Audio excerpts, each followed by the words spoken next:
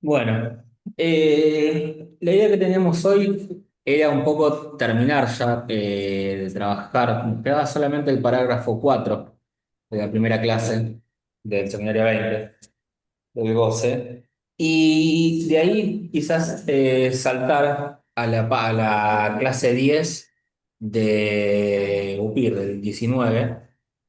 Eh, la clase 10. Ahí te digo. Es la clase del 19 de abril del 72. Eh, Parágrafo 4 del seminario 20. sí, primero el parágrafo 4 del seminario 20 y después vamos a la clase 10 del seminario 19. Ah, 19 de abril. Bien. Sí. No, pero la de 19 de abril es del seminario. Sí, sí, sí. Ah, No, estaba buscando otro Ok. papel. Vamos primero al apartado 4. Eso. ¿Qué página es? 18. Los hechos de los que hablo son hechos del discurso. De un discurso cuya salida buscamos en el análisis. ¿En nombre de qué? De dejar plantados a los demás discursos. Mediante el discurso analítico, el sujeto se manifiesta en su iancia, a saber, en lo que causa su deseo. Si no hubiese eso, yo no podría recapitular con una topología que, pese a todo, no se refiere a la misma incumbencia, al mismo discurso, sino a otro, muchísimo más puro, y que pone de manifiesto mucho más el hecho de que no hay génesis, sino de discurso.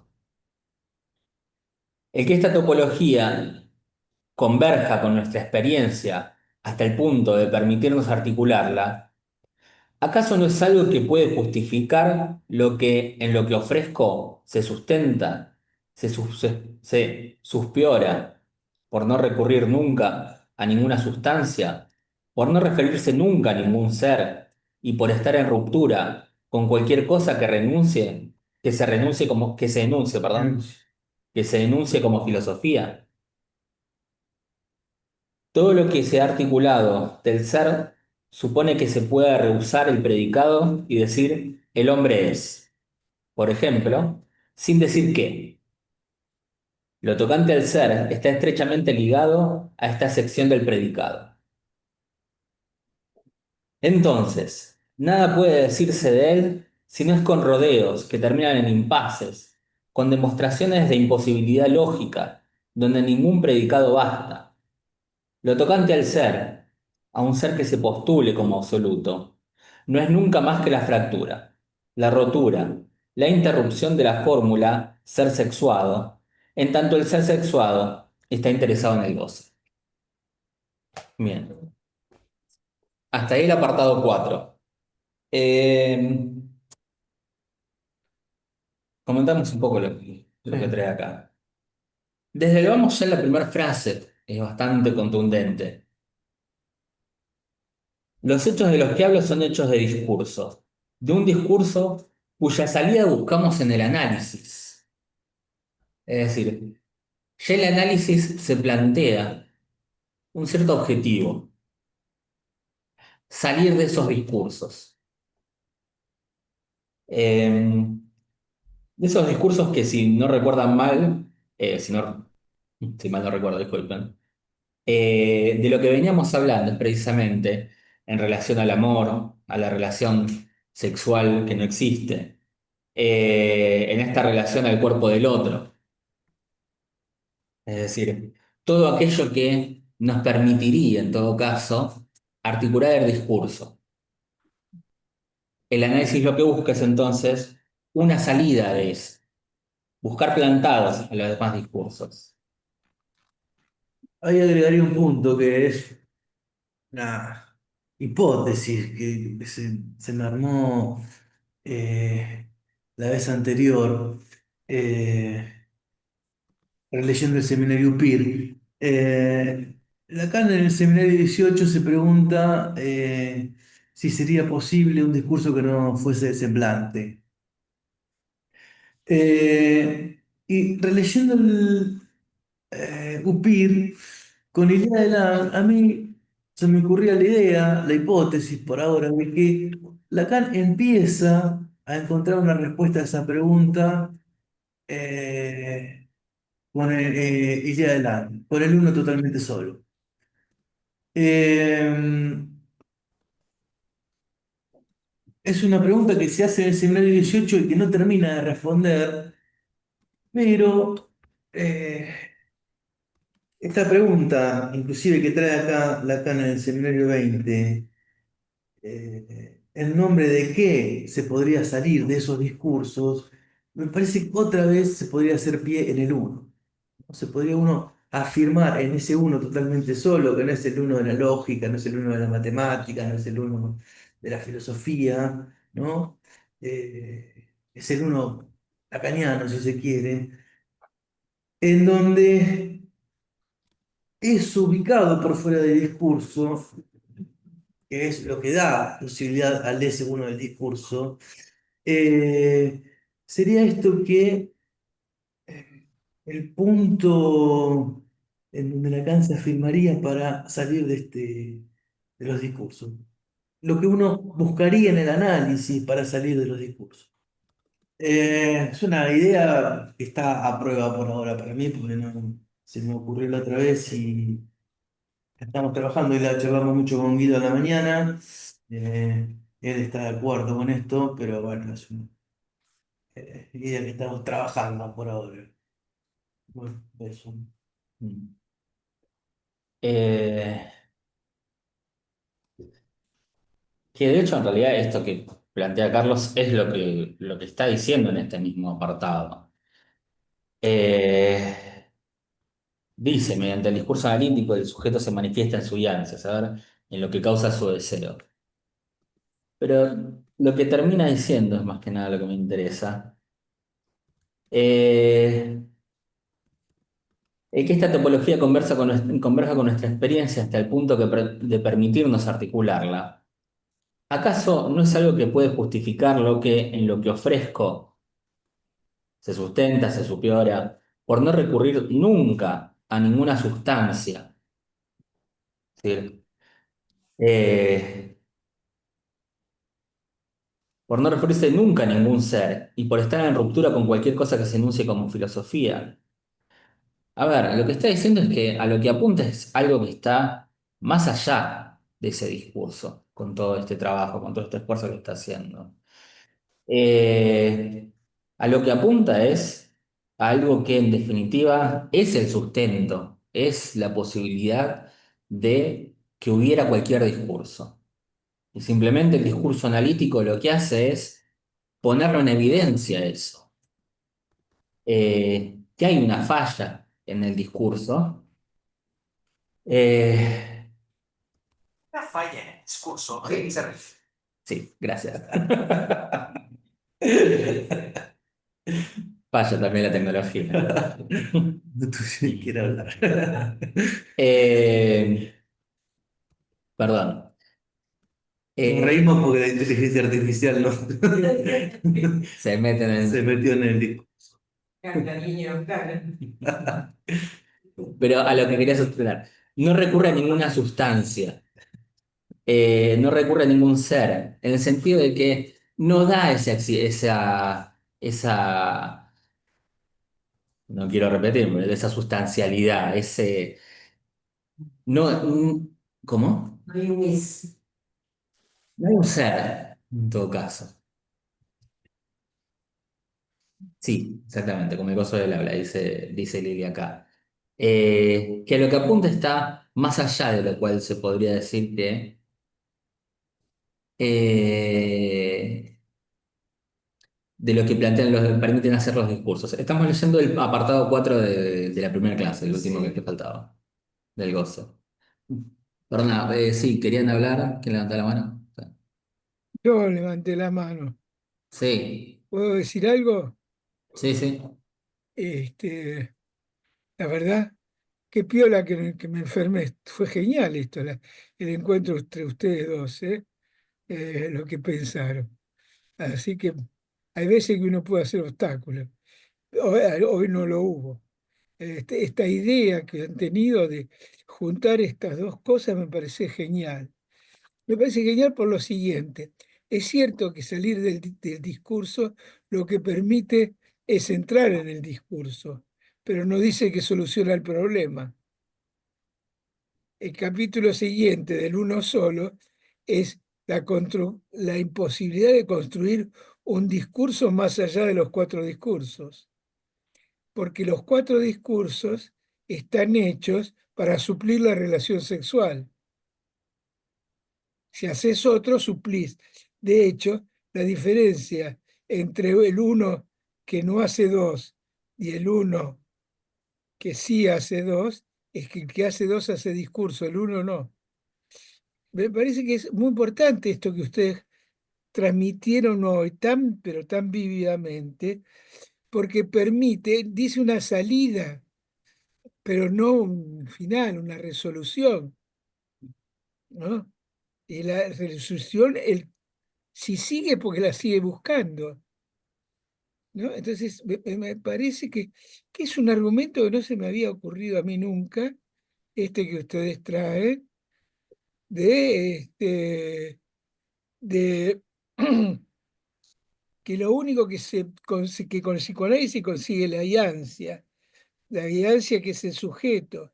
El sujeto es producto del otro. Por lo tanto, lo que el psicoanálisis avanza en la caída de los discursos es la caída de los discursos que el otro arma, el otro con mayúsculas, ¿no? Y que en Ilía de Lan no hay posibilidad de discurso. Yo creo ahora que entiendo por qué Jacques Alain Miller sostiene que Lacan con Joyce se separa de la mano de Freud y se agarra de la mano de Joyce. Bueno, era eso. Sí, un poco era esto también lo que planteábamos con Carlos hoy a la mañana. Eh, Me salta un poco lo que dice el último párrafo. Eh, la última frase es la que más me interesa, lo de lo tocante al ser, a un ser que se postule como absoluto. No es nunca más que la fractura, la rotura, la interrupción de la fórmula ser sexuado, en tanto el ser sexuado está interesado en el goce. Hasta esta mañana me resultaba bastante enigmática, bastante oscura sobre qué podría querer decir esto. Y en definitiva, lo que me permitió este ida y vuelta con Carlos es pensar que, ¿qué quiere decir que el ser sexual está interesado en el goce? Esto que veníamos, que había traído Carlos la cita la última vez que no encuentro en este momento, respecto al primer paso del análisis, Ahí te lo dije. que sería introducir el uno en tanto que analistas. Ahora, Carlos me está buscando la cita para decirla textualmente. Eh, Pero, ¿qué quiere decir entonces? 125. 125 del 19. Que el primer paso de la experiencia analítica es introducir en ella el uno como el analista que somos. Eso. Quiero decir, cuando dice, de vuelta, en par con esta frase, el primer paso es introducir el uno como analistas que somos. Y en el 4 acá, en el apartado 4 decía, los hechos de los que le hablo son hechos de discurso, de un discurso cuya salida buscamos en el análisis. Si el primer paso es introducir el uno como analistas que somos, entonces lo que encontramos es que el discurso del psicoanálisis no alcanza para que haya un análisis, sino que debe ser a partir de que hay uno. Es decir, establecido ese uno, introducido ese uno en lo que es la dinámica de un análisis, a partir de allí inicia el mismo. Si no se sigue atrapado dentro del discurso, por muy analítico que sea, lo que decíamos antes, esto de que el ser sexuado está interesado en el goce, quiere decir que el ser sexuado habla, en tanto sexuado quiere decir que está inscrito dentro de un discurso, dentro de una lógica. Y si está interesado en el goce es porque habla del uno y no de otra cosa. Porque constantemente a lo que lo lleva la experiencia de un psicoanálisis es a gozar. a gozar de ese uno con el cual no sabe qué hacer, con el cual padece, y que el analista en todo caso lo que marca es el fuera de ese discurso, es decir, ese goce que trae, ese yatlan de cada uno, que va a presentar delante de la vista sin saberlo siquiera, porque como buen sujeto que uno es, no sabe de lo que goza. Eh, pero que sin embargo, sin eso no hay análisis. En todo caso, en el mejor de las suertes, y quizás en la peor, podríamos decir también, lo que tenés es una psicoterapia, porque es por la vía del sentido la única salida que queda, no por fuera de ella, no por fuera del discurso. Sí, en ese sentido, unos párrafos antes Lacan trae algo que nos parecía sustancial para esta conversación, porque dice, en la página 124 de Upir, dice, es extraordinario que los eruditos se rían con sarcasmo del Parménides, mientras que el banquete de Platón es tomado en serio como representación de algo concerniente al amor. Entonces nos parecía, ¿no? que esto inclusive podría ser una interpretación a la escuela. Si uno saca a los eruditos y pone a los analistas ahí, que se ríen con sarcasmo del uno, ¿no? Y sin embargo toman el banquete como la representación de algo concerniente al amor, es la deriva, ¿no? que ha tomado en gran parte también el psicoanálisis en relación a sostener el sujeto supuesto del saber como la transferencia. ¿No? Lacan contesta esto diciendo el primer paso de la experiencia analítica es introducir el uno. Hay ahí una torsión respecto mismo de la idea de la transferencia que Lacan venía sacando. Inclusive la continúa en el seminario 20 con esa frase que hemos trabajado mucho al inicio de la primera clase. No, pero se ve como ahí hay todo un camino que está recorriendo Lacan, que está rearmando en relación misma a la experiencia psicoanalítica. La experiencia psicoanalítica no es la misma si uno sitúa el uno que hay o si no lo sitúa. Voy a decirlo de otra manera. Si uno sitúa y adelante o si no lo sitúa. Me parece que situado esto, la experiencia psicoanalítica pasa a ser otra cosa, pasa a tener otra dimensión que se completa con la falta de goce, con la falta de la... Sí, falta de goce, ¿no? Como entender en la contratapa de Upir. Pero es a partir de estos capítulos que Lacan empieza a hacer un giro muy importante en su obra. Y que, bueno, lo continúa con lo que estamos trabajando y lo que seguiremos trabajando todo el año. Eh, Ahora, lo volviste a decir por enésima, la de que se completa, Ajá. cuando lo hemos discutido. Eh, Se completa, claro, es en el sentido de que es la relación a lo simbólico, o digamos, la relación que lo simbólico podría tener con lo real. Esto de que hay algo que lo completa. ¿Por qué? Porque se denuncia a sí mismo, como venimos viendo con este tema de la teoría de conjuntos, que hay un faltante necesariamente. En tanto lo simbólico está estructurado como un lenguaje, digo, en el discurso. Hay algo, hay un faltante. Hay un uno, el cual nunca puede ser enunciado, sino solo enunciación. Nunca puede hacer cadena. Y este completa precisamente es eso. Es completa en tanto que lo vuelve incompleto, necesariamente. En el sentido de que lo simbólico es estructuralmente incompleto.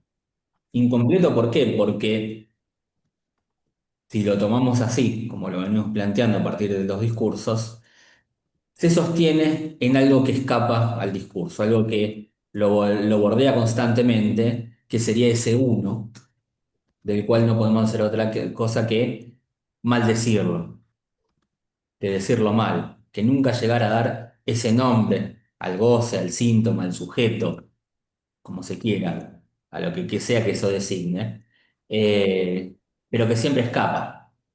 Y no, la psicoterapia funcionaría a nivel del psicoanálisis.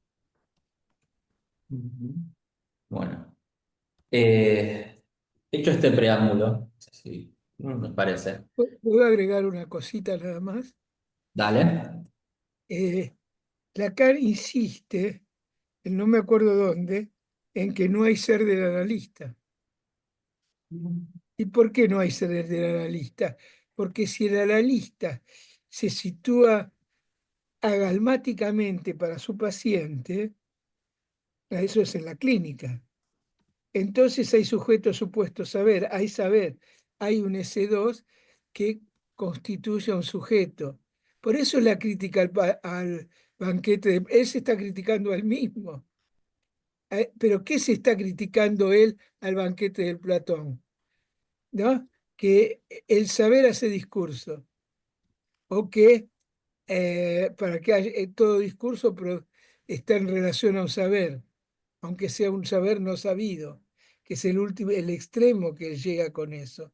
Pero lo importante de la lógica que están reconstruyendo ustedes hoy es justamente que no bien uno empieza a pensar para atrás, se da cuenta lo que Lacan, por qué tiene que pensar así para adelante. Porque una de las cuestiones que no sabemos es si que sabemos que no hay ser del analista, pero Carlos, con la cifra que trajo y Guido, con lo que planteó en relación al ser absoluto, que sería la barradura misma de la alienación de constitución del sujeto, creo que ambos dos están dando camino, que uno podría decir esta frase. Por ahí me equivoco y se puede discutir, pero la frase podría ser, no hay ser del analista, pero Ilía del analista.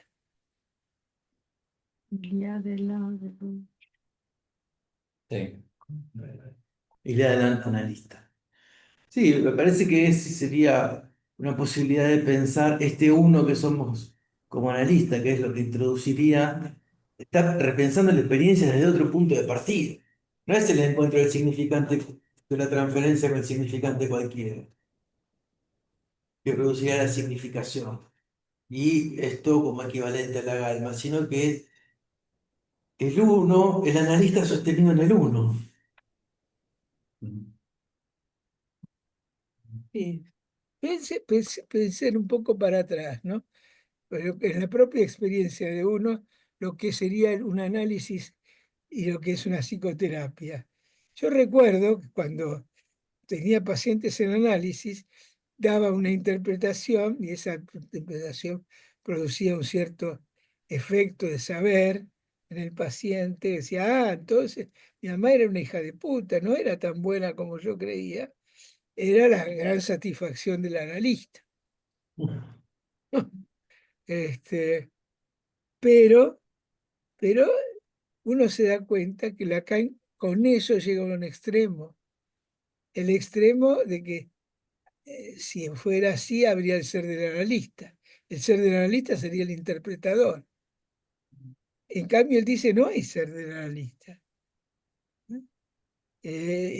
Entonces, esa satisfacción es linda satisfacción que llama lo que Freud llamó el amor. El amor es el desciframiento del inconsciente. ¿Eh? Y acá la crítica al amor, como creo que después avanza en la crítica al saber, es justamente para tratar de ver cómo en la clínica, en la experiencia analítica, se puede sostener ese lugar de Ilíada del analista. Sí, que incluso cabe la pregunta que precisamente si el primer paso en un análisis es precisamente el introducir el uno, tanto como el analista, es decir, descompletar esa escena fantasmática con la que viene el paciente a decir yo vengo a hablarle a mi analista. Eh, ya está, me parece a mí leer ahí, que empezando a tirar por borda este lugar principal y central que se planteaba para la transferencia en relación a sostener un análisis. Eh, Sino que parece que el analizante, uno como analizante sigue yendo al analista para seguir hablando de ese uno, para seguir intentando decirlo, digámoslo, para gozar. Eh, no es simplemente el por qué viene un sujeto a análisis, sino, en todo caso, por qué sigue viniendo también. Eh, Lacan en el Eps de Labs da ahí el lugar mencionaba Carlos, de la urgencia, como eso que está al principio de cualquier análisis. ¿Y qué es lo que se sostiene a lo largo de eso? Creo que esa urgencia va de la mano, sostener esa urgencia, va de la mano de que el analista sea un misterio, no sea este que dice todo claro y sencillo y entendible y me da un saber, me brinda un S2 que tapona ese sufrimiento y me permite seguir con mi vida, sino que es ese que no obtura ese goce con el que llego y que lo permite seguir, que siga resonando. Digamos, es el que interrumpe mi discurso para que pueda hacer un lugar al goce. Sí, viste, en el clavo, estaba pensando algo que dice Miller respecto del analista sin ton. Sí, Porque a Lacan le preguntan el día de su cumpleaños si el psicoanálisis es un síntoma. Él dice que no, dice, pero sí el psicoanalista. Y lo deja ahí en un enigma, porque no dice más que eso. Y Miller retoma ese punto y dice, el analista sin ton podría ser aquel que sostiene la sesión en el instante de ver. Interrumpe la sesión en el instante de ver, ¿no? Ahí, de alguna manera, eh, pone en entredicho o en cuestión el acerto lógico, el acerto de certidumbre de anticipada. certidumbre anticipada, exactamente, ¿no? Para decir que solamente para dar lugar a este goce que leí otro día, el analista tendría que sostenerse en ese lugar de interrumpir la sesión en el instante de ver. Eh, Dicho esto, me trae un poco más de claridad a esto de la experiencia analítica. Comenzaría allí donde, en la introducción del uno.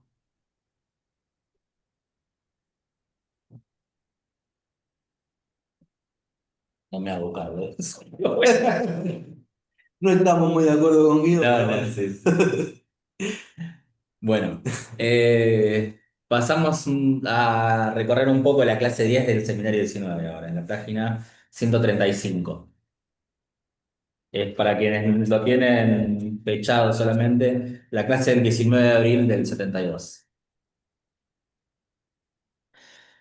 Eh, Comienza planteando las cuatro fórmulas que vendrían a ser de la sexuación. No las escribo así, sino simplemente en tanto fórmulas lógicas. Arriba los existenciales, abajo los universales, las negaciones de un lado, las afirmaciones del otro. Eh, y plantea diciendo que con este día de LAN simplemente habla de eso, de que hay uno, que uno hay, que no es más que una sonoridad definitiva, que no queda muy bien claro de dónde viene, qué es lo que quiere decir. Eh, pero dice en el siguiente párrafo, es un modo de expresarse que espero resultará estar, al menos para ustedes, de acuerdo con algo que no es nuevo para todo el mundo aquí. Gracias a Dios, sé que tengo ciertas orejas prevenidas de los campos que debo tocar para hacer frente a lo que está en juego en el discurso psicoanalítico. Eh, yo marqué esto de lo que está en juego en el discurso psicoanalítico, que en definitiva me parece a mí leer ahí, que no es distinto de lo que está en juego en cualquier otro discurso. Al fin y al cabo, todo esto que venimos hablando de hace un tiempo remite a que cualquier discurso, no importa que sea el analítico, el del amo o el que fuese, eh, siempre habla de eso, de que hay uno, que sin embargo lo que hace él es eh, tocar otros campos para hacer frente a eso. Yo siempre digo que me llama mucho la atención y por lo general le traigo a colación es ¿por qué Lacan nunca se remite, o por lo menos cuando lo hace para hablar pestes, a los psicoanalistas? Sus fuentes no son los psicoanalistas, salvo Freud, como fundador, que también termina a veces hablando pestes cuando se habla de quizás su clínica para marcar los tropiezos, no digo errores. Sino que precisamente lo que me parece que Lacan intenta mostrar con todas esas vueltas que hace, esas referencias que nos da, muchas veces oscuras, muchas veces quizás las aclara un poco de quién está hablando, pero es para mostrar que simplemente, no importa en cualquier discurso que separe uno, estamos hablando de lo mismo, leído desde el psicoanálisis, de ese uno. Eso es lo que está en juego. No, no. Em, Voy leyendo un poco salteado cosas que me fueron llamando la atención en torno a la clase. El último párrafo antes de que empiece el primer apartado. Con respecto a una teoría que tiene la escritura como uno de sus resortes, no es por supuesto que la teoría de conjuntos implique una escritura unívoca, pero como muchas cosas en matemática, ella no se enuncia sin escritura. Esta fórmula, este hay uno que intento introducir, se distingue por toda la diferencia que hay entre lo escrito y la palabra. Es una falla que no siempre es fácil de llenar.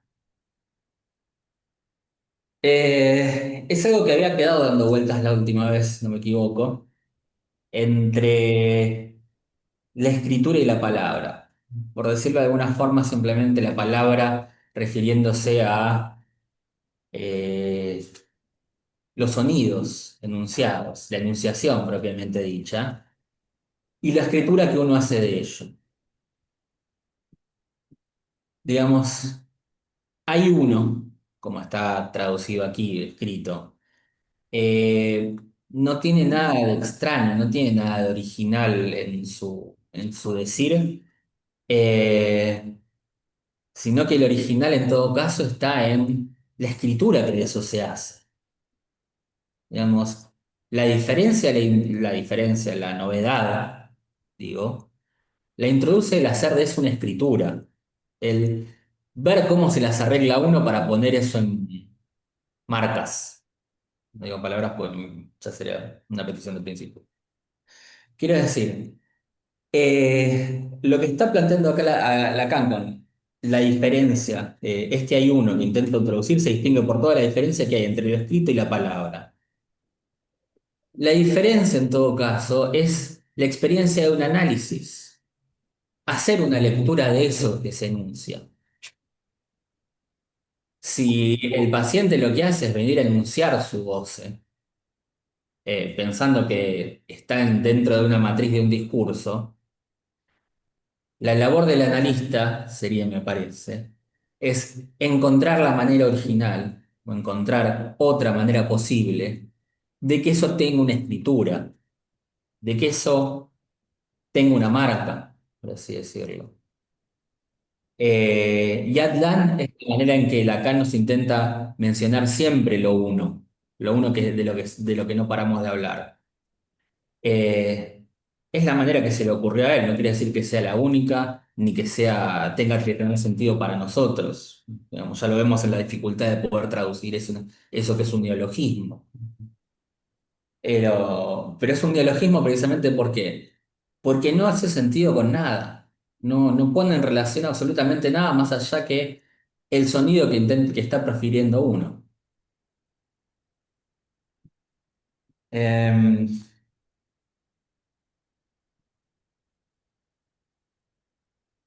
Es una falla que no siempre es fácil de llenar. Podríamos decir, es lo difícil de saber hacer con eso. Si no, análisis sería bastante expedito. Ujú. Guido, Sí, esa escena. vos decís que hablamos del S1, ¿no? De S1, Del uno, diría del yo. 1. Sí. Bueno, pero también podríamos decir que es del 1 porque hablamos, la causa de que hablemos, causa, está mal dicho, pero bueno, a raíz de que hay uno, hablamos. Yo creo que sí. Que si hablamos no es ni para comunicarnos, ni para nada que otra cosa que no sea gozada. Sí. Ok. Es porque está ese uno al principio, que es posible que se articulen los discursos. Que no es necesario, pero es posible, se da eso. ¿Por qué Eh, no es necesario? Al fin y al cabo, no es la única manera. Lo que está diciendo Lacan es que. ¿Cómo? ¿Cómo? Me Perdón. parece que para que alguien hable tiene que ver. No sé si es necesario. Y para que alguien hable tiene que haber una marca. Sí, me parece, si estamos hablando del origen del ser hablante, me parece que tiene que haber una marca. Si no le hablaron nunca con mucho el registro, ¿qué posibilidad tiene? No sé si no es necesario. No se oye. Mm. Bueno, Lo que nos. Ay, perdón, se me fue. Nos decía era que si no es necesario que siempre haya una marca primero para que alguien pueda hablar, entiendo así. claro. ¿Puedo decir algo? Este, Sí. no creo que el Ilía de Lan sea una marca, primero. La marca tiene que tener una inscripción. En cambio, Ilía de Lan tiene no inscripción, sino empuje.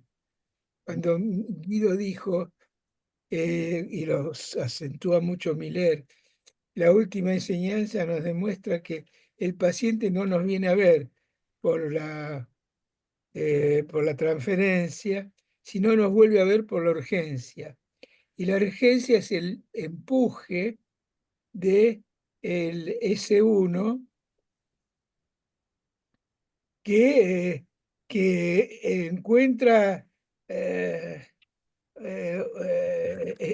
tanto el hombre para subsistir necesita de la palabra, del concepto, del lenguaje, lo empuja y lo encuentra en la respuesta que le da al otro. El bebé, podemos decir así, cuando llora porque tiene hambre, eso es un S1. Y ahí viene la mamá y dice, tiene hambre y le doy la mamadera. Cuando la mamá le dice, tengo hambre y le doy la mamadera, lo introduce en la dimensión del otro. Eh, es ahí que el paciente viene, como decía bien Guido, a deshacer esa relación con el otro, donde la solución está en el otro, del lenguaje, para que cada uno encuentre a partir del día de la una solución a su propio goce. Cuando Jacques Miller en el seminario sobre ¿cómo se llamaba? La que está Leris, algo de Fuga de sentido. fuga de sentido, lo que sitúa es que Leris tiene una satisfacción porque no se rompió y le pone un nombre que no es un nombre del otro, es un nombre propio, un invento de él. El Frécisman, no me acuerdo ahora bien, en vez de decir felizmente, dice de otra forma, eso es un invento de él. El otro, cuando el otro viene y le dice, no se dice así, se dice de tal forma, inmediatamente lo introduce en la dimensión de la ley, ¿no? Y ahí empieza el amor al otro, la transferencia y todo lo que quieran. Pero lo que el análisis de esta forma busca no es esa parte, sino que no hay iría de Lang porque que el hombre es un mono enfermo, decía. Pero la cuestión es dónde encontrar la solución. Si Lacan pensó que la solución estaba en un discurso que era el discurso analítico, como bien dijo Carlos, no le alcanzó, porque el seminario siguiente se hizo la pregunta si hay un discurso que sea lo de lo real. Y nosotros quizás estamos trabajando esa respuesta. ¿Cómo hacer que caigan los discursos que se hacen a partir de los rasgos para que resuene nuevamente esa idea de Land, que el sujeto con eso haga otra cosa? O Z tenga un saber hacer propio, no del otro. Eh, a ver, aporto quizás algo más, no sé si sumará o no. Eh, Toda marca, en definitiva, lo que implica es un paso previo que olvida, que es un que olvida, que es que hace un borramiento. Es decir, antes de que pueda haber marca alguna, tiene que haber un borramiento que permita precisamente tomar esa marca como otra cosa. Entonces, el problema es de la distancia que hay entre el escrito y la palabra, de hacer de la enunciación, es decir, del goce del uno, una marca, lo que hace es introducir esta dimensión donde aparece la incompletud y ese goce que falta. Que es en definitiva lo que termina quejando. Este goce que irrumpe y el discurso, al cual el discurso no le puede hacer lugar, ese lugar de angustia cuando la realidad de uno tambalea, el fantasma tropieza y aparece la angustia detrás de eso. Eh, Eso es que allí hubo un momento de goce, el cual efectivamente el otro no puede dar respuesta. Es decir, no hay marca para ese goce. La diferencia entre la psicoterapia y el psicoanálisis es que la psicoterapia lo que intenta hacer es dar una significación a esa angustia que apareció ahí. El psicoanálisis lo que intenta es precisamente poder hacer otra cosa con esa angustia que sufrirla.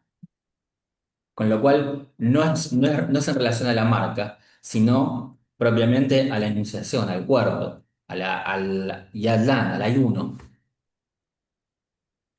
Sí, en ese sentido, tenemos algo que dice Lacan en Yo hice el síntoma, cuando dice que es el síntoma, un acontecimiento del cuerpo, ligado a que se lo tiene en el aire, se lo airea, se lo aira, eso se canta y Joyce no se privaba de hacerlo. Me parece que en esa frase de Lacan podemos repensar esto que estamos leyendo acá, entre la diferencia entre el escrito y la palabra, que Lacan no pone el acento en la escritura de Finnegans, sino que pone el acento en que Joyce lo cantaba mientras lo escribía. Que el goce es la resonancia en el cuerpo de cantarlo, ¿no? Con eso se tiene un cuerpo, con eso se tiene un síntoma, ¿no? Dice acontecimiento también, que es en última instancia, tengo la idea que es lo que itera en un cuerpo como goce. Pero a ese nivel no se trata de la marca, sino que se trata de cada vez que eso se canta, cada vez que Joris canta eso, eh, alcanza ese goce que itera en el cuerpo, sin escritura. La escritura, acá la pone en otra perspectiva, que es para que los universitarios se rompan la cabeza durante 300 años, y Joyce se caga de risa de eso, ¿no? Porque lo que nos hace ver Lacan es la otra cuestión del goce, que es cada vez que él lo cantaba, ¿no? Cómo eso Y el ya de Dan es ese goce que repercute en el cuerpo, que percute el cuerpo, ¿no? Cada vez que eso se dice, pero requiere del decir, no de escritura. Por lo menos así lo vengo trabajando hace un tiempo, ¿no? Me parece que esta frase va en ese sentido, esta frase que traía Guido, que también trabajaba Lito. Y ahí, perdón, una cosa más, y ahí no hay discurso. En eso que Lacan nos muestra con Joyce, dice síntomas sin la H, ¿no? Sin la TH, pero bueno, hay que ver si está en la traducción, cómo está, pero en ese síntoma no es un síntoma que esté tomado en ninguno de los cuatro discursos, ¿no? Es el goce de la iteración por fuera de los discursos, con el que Joyce supo saber y hacer. Es como está sucediendo. ¿No? Sí, Es ahí mismo. sí, en ese No hay instante. gramática. En ese- No hay una gramática para repetir. ¿Quién lo dice? Vuelve a pasar. Está pasando sin repetición. Exacto. Pero esa es la repetición de la pérdida. Es la repetición que inaugura la pérdida. Eso se ve muy bien con el rango unario y con el objeto A, el seminario 16. Inclusive el seminario 14, Lacan lo empieza de esa manera también, ¿no? Con la inscripción de una marca que es el inicio de la falta, la repetición, ¿no? Me parece que acá está inaugurando otra perspectiva del goce en el seminario 19.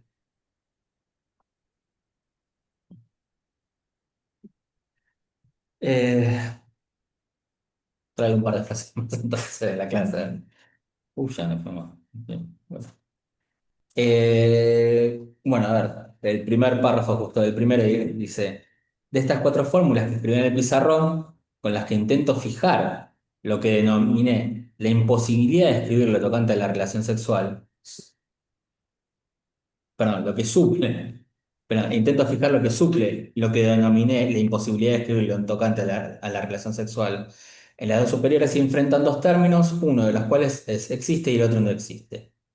En esto intento aportar algo que pueda contribuir útilmente a partir de la teoría de conjuntos.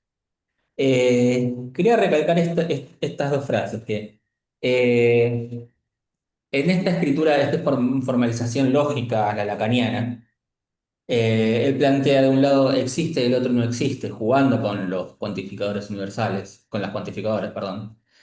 El no existe no existiría en realidad dentro de la escritura lógica.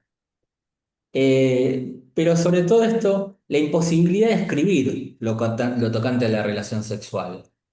Eh, es esto que referíamos en el párrafo anterior de Yad Lan, en el sentido de que es una enunciación sin escritura. La escritura en todo caso es precisamente el intentar hacer que exista la relación sexual, hacer que exista entre esto que estoy escribiendo como Yad Lan, con Y, A, D, etcétera, eso, y su grafismo en todas sus diferentes maneras de escribirlo. Hay uno como se escribe acá en el castellano o en francés, la manera en que se lo terminó de anotar. Pero lo que está detrás de eso es esa enunciación que no es pasible de ser inscrita, que no es pasible de ser trasladada al discurso, a un ordenamiento tal. Bien, salto un poco. Eh,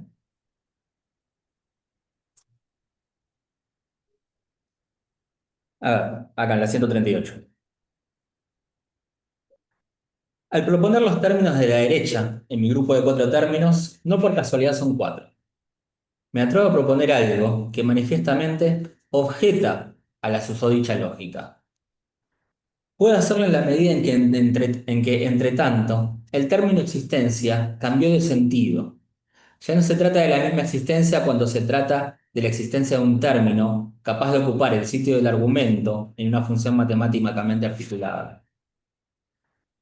Acá está refiriéndose a la lógica aristotélica, a, que es quien introduce esto de la universalidad y los elementos particulares existentes.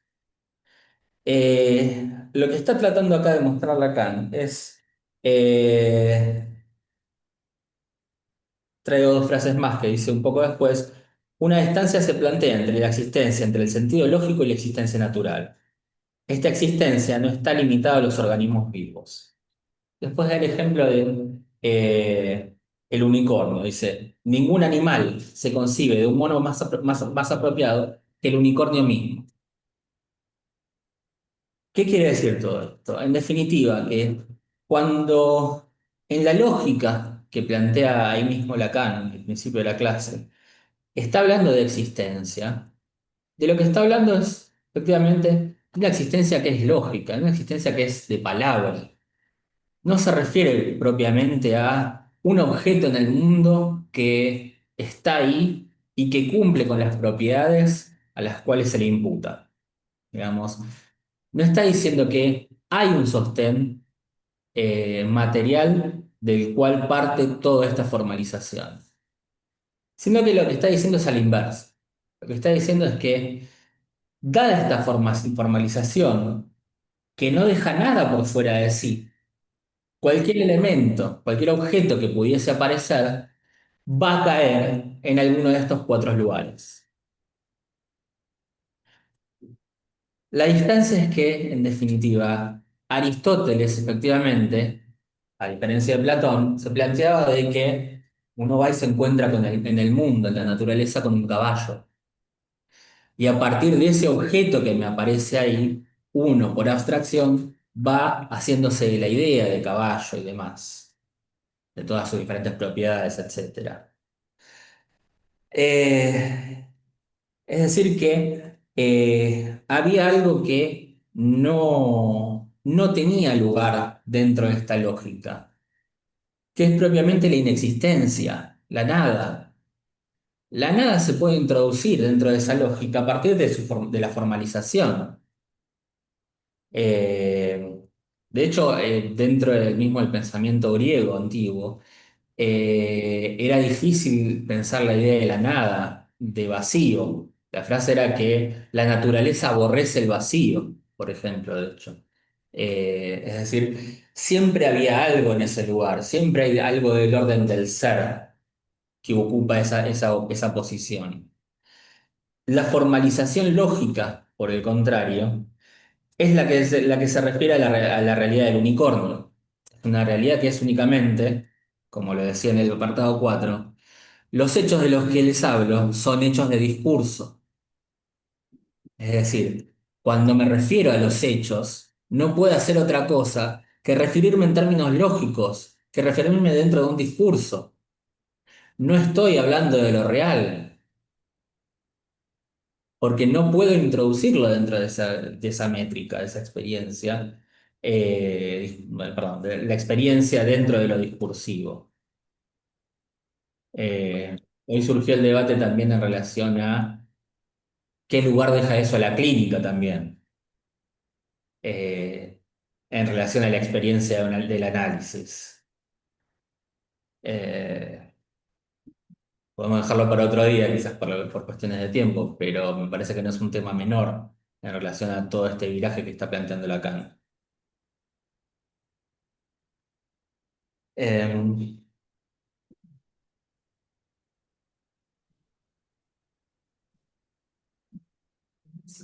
No es simple análisis, todo ¿Cómo? este recorrido, no es simple análisis. Pensaba en el testimonio de Carolina por eso, Sí, a ver. ¿no? Ella llega al punto donde se le hace pregunta y donde puede separar el sufrimiento de estas repeticiones, como que, o sea, abstrae, hace una abstracción, Sí. ¿no? Eh, Hay un... Hay algo que carga, Sí. que no tiene que ver con la palabra, algo que carga. Sí, me hiciste acordar a un ejemplo que es muy usado, no sé si es original de Wittgenstein o no, pero después se repite mucho en la filosofía. en relación a querer explicar qué es el dolor. Mm. Digamos, uno tranquilamente, si alguien se agarra el dedo con una puerta, sabe más o menos de qué está hablando, porque muchas veces ha tenido esa experiencia. Sin embargo, esto de mi dolor, el dolor que estoy sintiendo yo, no puedo hacer otra cosa más que decirlo en voz alta, mi dolor, y golpearme el pecho, por decirlo de alguna forma, como diciendo esto que es mío, esto que aparece acá, que no es otra cosa que el orden del cuerpo, de la sensación, de lo sensible. El querer hacer de esa experiencia algo narrativo, por así decirlo, no resulta posible más allá de, bueno, es el esfuerzo del testimonio, en definitiva. bueno, Poder transmitir algo pero ya no es. O sea, una vez que está, el testimonio ya no es. Ya es como. es algo que se perdió, que efectivamente está borrado en tanto se intenta hacer esta escritura nueva de eso. Claro. Eh, por eso es algo, si que se quiere, en su corazón un poco contradictorio el pase mismo, la idea del pase, y por eso también vale la pena el esfuerzo, porque si no, si es del orden del discurso y nada más, ya está todo dicho, no hay mucho que elaborar, en definitiva, no hay nada nuevo para decir. Eh, sí, me parece que es esto un poco a lo que apunta. Eh, me perdí dónde estaba. Acá por lo de Aristóteles y... Ah, lo de los unicornios, sí. Eh, bueno, después de vuelta se mete a partir del apartado 2 con la teoría de conjuntos y la numeración, bueno, todo el desarrollo que hace Cantor. Eh, que hay algo que él aclara en el párrafo que termina en la 141 y pones la 142, que me parece que no es menor, que también va a colación de esto que decíamos. Dicen, la teoría de conjuntos está hecha entonces para restaurar el estatus del número, y lo que prueba que en efecto lo restaura en la perspectiva de lo que enuncio, es que al enunciar como lo hace el fundamento del uno, y al hacer que en él se base el número como clase de equivalencia, termina destacando lo que denomina lo no numerable, que es muy simple y lo verán de acceso inmediato. Al traducirlo a mi vocabulario, no hablaré de lo no numerable, objeto que no duraré de calificar de mítico, sino de la imposibilidad de numerar. Esa leve diferencia del pasaje de lo no numerable a la imposibilidad de numerar, eh, me parece que trae algo que es bastante importante. ¿Cuál es la diferencia entre una y otra expresión? Sencillamente que lo no numerable, lo que trae aparejado, es algo de la sustancia, algo del ser, algo de lo que es. La imposibilidad de numerar, lo que trae es algo de lo performativo, en definitiva, una acción que no es posible llevar adelante. Eh, quiero decir, la diferencia entre lo que no es pasible de ser escrito y la imposibilidad de que algo sea dicho. Quizás es estirar un poco las cosas, esto último que acabo de decir, no estoy del todo seguro. Pero en definitiva, a lo que voy es que lo no numerable, lo que trae aparejado, es algo del discurso que es lo sustancial. Es decir, crea este ente, por eso lo trae como tal mítico, que sería aquello que no es posible de enumerar. No es posible ubicar dentro de una serie de los números, cualquiera de ellas sea. La imposibilidad de enumerar dice algo aún más extremo, dice que ese objeto, el cual se propone que no se le puede asignar un número, no existe. Está diciendo que cae por fuera de la posibilidad de la existencia, una cosa así. Eh, por decirlo de alguna forma, forcluye que ese objeto exista. Eh, Guido, sin em- una pregunta te hago. ¿Es sí, acaso esto que vos se puede relacionar con lo que vos trabajaste de la compacidad? sí, sí, yo creo que va de la mano, en definitiva. Mismo porque Lacan lo ubica más o menos en ese mismo lugar en todo el desarrollo que está hablando. A ver, lo trae en realidad esto de lo imposible de lo no numerable, lo imposible, la imposibilidad de numerar, en relación a eh, algo que está trabajando en relación al cero. Si recuerdan la última, no sé si ya fue la última o la anterior, estoy muy mareado. Lo que Miller dice en Sutura en relación al cero es que es el objeto que no es idéntico a sí mismo, que ese sería el único elemento que aparece dentro del cero, el conjunto del cero, ¿sí? Que no es lo mismo que decir que es un conjunto vacío al fin y al cabo. ¿Por qué? Porque un conjunto vacío efectivamente no hay ningún elemento dentro de tal. Si bien el elemento que parecería ocupar ese lugar es el elemento que no es idéntico a sí mismo. Ahora bien, si no decimos que es vacío, decimos que contiene un elemento, ese elemento que no es idéntico a sí mismo, cambia de categoría. La categoría de los conjuntos que tienen un único elemento, lo trae acá Lacan, se llama singleton. Algo así como, traducido vagamente al castellano, sería simplón. Es un conjunto que tiene un único elemento y nada más. No importa cuál sea ese elemento. Hay muchos conjuntos, hay infinitos conjuntos que tienen elementos únicos. Pero lo que trae atrás de eso, en definitiva, es que lo que está detrás de todos esos conjuntos con un único elemento es esto del singleton, es esto que cae también dentro de la égida de que el cero sería un singleton, porque tiene un único elemento. Tiene el único elemento posible que caiga dentro de sí, que es ese elemento que no es idéntico a sí mismo. Es decir, que todos los conjuntos, en realidad, inclusive aquel que introduce la ausencia, la falta, el cero, nace a partir del uno, de lo que hay.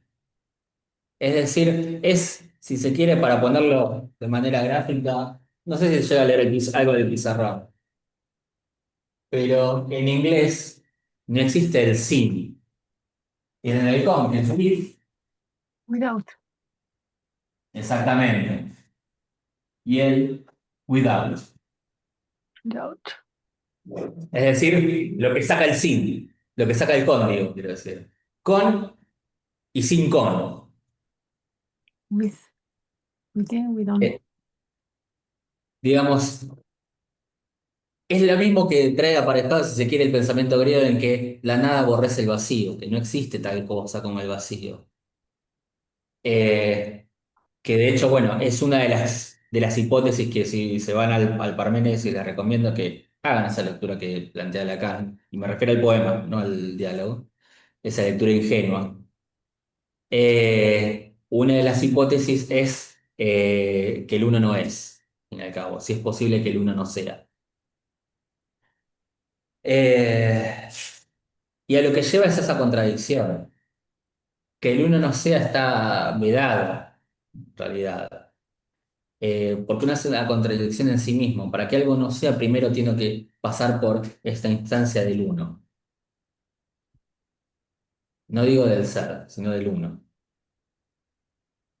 Que de hecho, ahora me resuena, en el atolondradicho Lacan dice que cualquier lógica se basa en algo que que deja olvidado, que deja borrado, que en definitiva es que hace falta que alguien lo diga. Hace falta un decir primero para poder fundar cualquier lógica. Es decir, hace falta el uno. Sin el hay el uno, no hay lógica posible. ¿Por qué? Porque no hay discurso posible tampoco. Eh,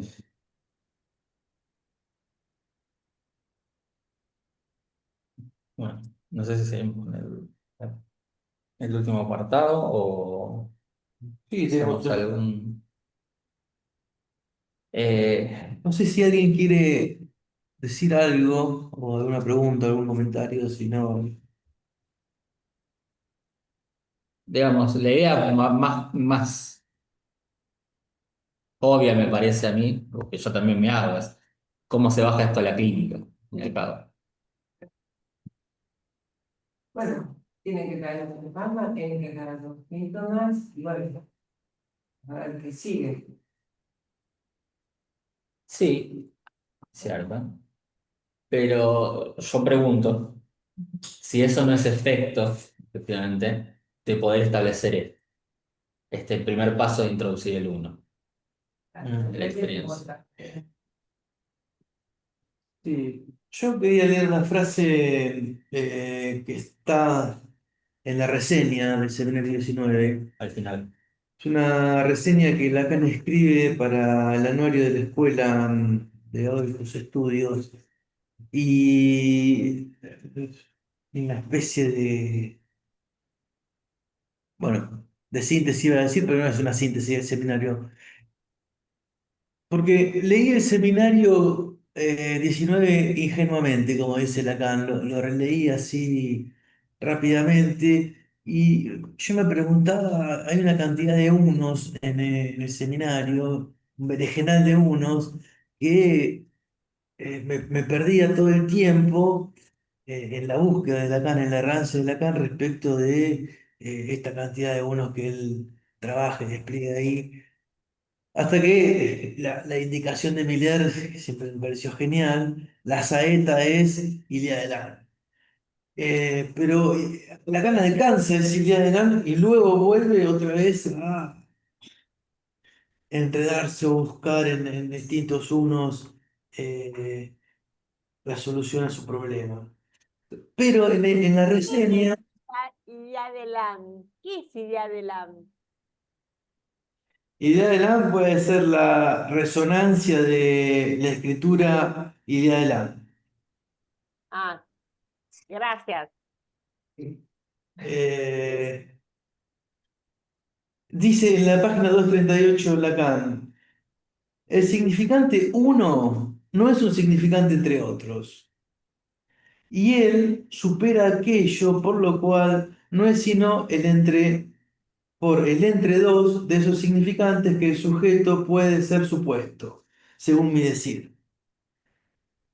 Pero es donde reconozco que este uno allí no es sino el saber superior al sujeto, es decir, el inconsciente en tanto se manifiesta como existente.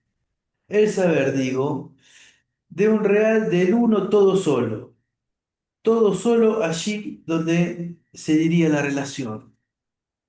Me parece que estos dos parrafitos eh, serían el corazón mismo del hallazgo de Lacan en este seminario. El uno totalmente solo, o el uno todo solo, que por otra parte es la frase que Miller rescata para su último seminario, ¿no? Que él había dictado bajo el título El Ser y el Uno, y antes de que salga en italiano, pide que le cambien el título y le pongan el uno totalmente solo, ¿no? Es evidente que lo sacan acá, porque Miller estaba estableciendo este seminario y esta reseña cuando estaba dictando ese curso. Y poner el acento en el uno totalmente solo. Hay uno que no es uno entre otros. eh, Cobra esta relevancia que estamos intentando darle todo el tiempo a este uno que es el uno de Lacan, que no es el uno de las matemáticas, de la filosofía, ¿no? Es algo que él puede extraer del Parménides para conectarlo de alguna manera con el goce, para conectarlo de alguna manera con eso que hace acontecimiento de cuerpo.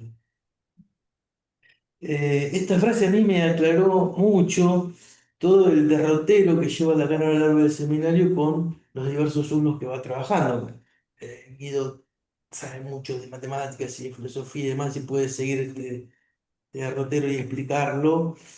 A mí se me hace más difícil, pero sin embargo, con esta frase de Lacan, puedo ubicar como un punto donde hacer pie más firmemente en el seminario. Quería compartirles eso.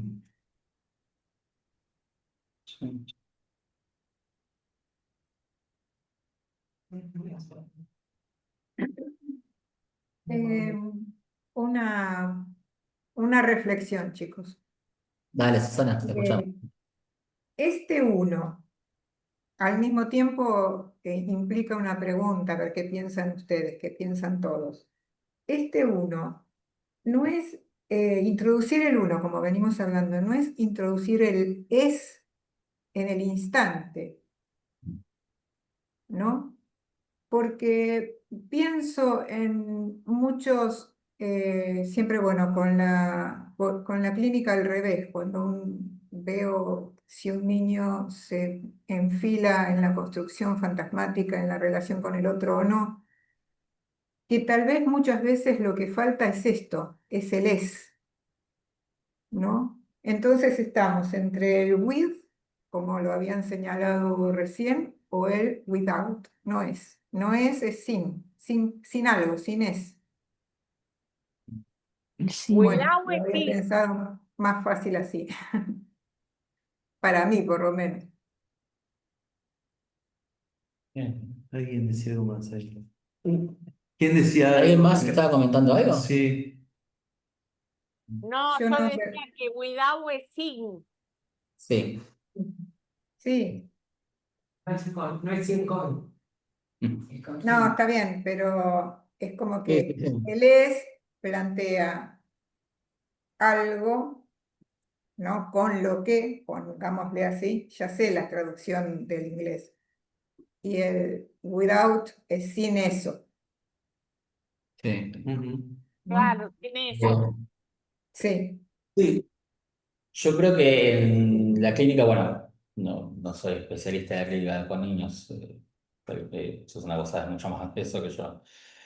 Eh, pero creo que en la clínica, en definitiva, eh, es eso lo central, para que haya un análisis al fin y al cabo.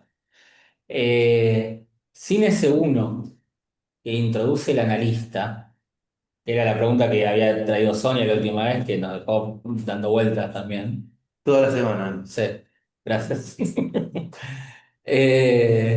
Sin ese uno que introduce el analista, no hay análisis, porque precisamente es lo que está diciendo Lacan.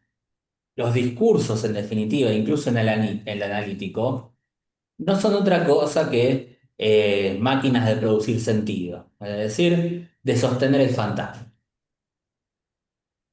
Ahora bien, ese uno que trae el analista, que introduce dentro de esa experiencia de lo que es un análisis, lo que hace es, en definitiva, descompletar ese discurso que se arma, esa escena que se arma, donde voy yo a hablarle a mi analista y a esperar que él me diga lo que sabe sobre mí, sino que precisamente este uno siempre se mantiene como un misterio. Es decir, algo que si el analista logra introducirlo, siempre termina llevando a un ¿qué me quiso decir? Mismo, incluso si uno es tan directo que le dice a usted lo que le pasa es esto, con eso ¿qué me quiso decir este tipo? De todas formas, sigue sin tener sentido lo que diga el analista. Es totalmente, central. totalmente, totalmente. O sea que cualquier decir, sea del analista o de quien sea, no completa, no explica, no nada. Y eso tiene que volver, tiene que estar siempre ahí. Es el misterio mismo. Eh, no sé si cualquiera, porque precisamente ese es el lugar, el saber hacer del analista, el introducir ese misterio en la experiencia. Porque si no, de vuelta estamos en una psicoterapia, una charla de café, y Totalmente. mi analista me tocó la cara y sí, era la Gestapo. ¿Sí? Estamos de vuelta en Sí. eso. Y lo que importa es precisamente poder hacer el corte No que porque interrumpe. podría dormir paciente esa. Una intervención puede dormir. Exactamente. No, Eh, no, por la ahí- interrupción. que con la interrupción lo que señalaban acá era que efectivamente la paciente logra poder volver a conciliar el sueño. Ujú. Puede volver a dormir, no digamos el sueño, porque el sueño no se despierta de todas formas después. Pero a lo que voy es que el corte y la interrupción del analista, ¿por qué es el prototipo de la intervención el corte? Porque lo que corta es la cadena de asociación, lo que corta es la cadena de sentidos que se viene dando, e intentar dejar resonando ese significante solo, ese uno, que Ujú. refiere al uno una y otra vez, y no otra cosa. ¿Alguien debe decir algo? Yo quería hacer una pregunta. ¿No les parece a ustedes que si la cara había situado el analista en el lugar de aquel que con el corte hacía el punto de capitón, este, está borrando ese lugar y Sí. dejando el analista punto de capitón para la psicoterapia? Sí, creo que el uno hace esa diferencia, que la intervención sea un punto de capitón a que sea abrir un espacio, como creo que lo dije al principio, continuación en el café, a poder seguir haciendo con ese goce, a poder seguir intentando anunciar. Yo creo que sí.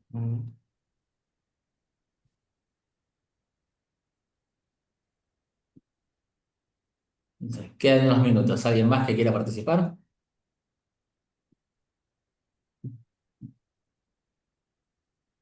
Bueno, Gracias. eh, no, a vos, Susana, por la participación. Bueno, dejamos acá entonces por hoy. Nos vemos el lunes que viene. Les tengo que mandar los de Recanati. Bueno, los links para las clases, los momentos anteriores. ¿Cómo? La tría genuina. Lo de la tríada genuina. Y una invitación para aquellos que están en La Plata, también la voy a mandar por mail. Si quieren acercarse, el sábado próximo vamos a estar haciendo un cine debate vamos a estar proyectando la sustancia y haciendo un cine debate en relación al goce en la época. Después les mando la invitación también con toda la demás información. Así que La más tarde. película se podría haber llamado eh, Ilía de Lan en la época del otro que no existe. Sí, hubiese vendido menos entradas, calculo, pero sí, sería un buen título. Bueno, Bueno, nos vemos. nos Chao, vemos. chao, Bravo, chao. Hasta el lunes. bravo.